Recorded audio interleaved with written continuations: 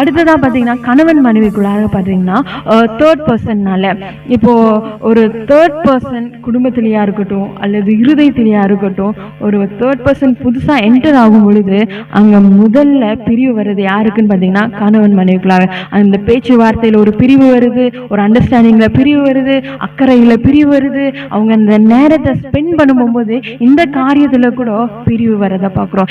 நேரமும் ஃபோனும் கையுமா இருந்துக்கிறாங்க, யார்கிட்ட பேசுகிறாங்கன்னு தெரியாது, ஏன் என்ன பேசுகிறாங்கன்னு தெரியாது.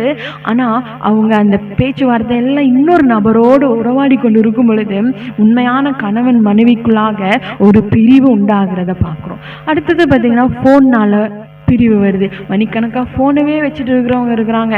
ஃபோன் கையில் இருக்கும் பொழுது அவங்களுடைய நேரம் எல்லாம் அதில் தான் போகுது தவிர மற்றவங்கள்ட்ட பேசணும், நேரத்தை கொடுக்கணும், என்ன எதுன்னு கேட்கணும் அப்படின்ற எந்த ஒரு காரியமும் அவங்களுக்கு தோன்றதில்லை. அப்போ ஒரு ஃபோன் ஒரு குடும்பத்தில் ஒரு பிரிவை கொண்டு வரதை பார்க்குறோம். ஒரு குடும்பத்தில் ஒவ்வொருத்தரும் ஒவ்வொரு ஃபோனில் இருப்பாங்க, ஒரே வீட்டில் இருப்பாங்க, ஒரே ரூமில் இருப்பாங்க.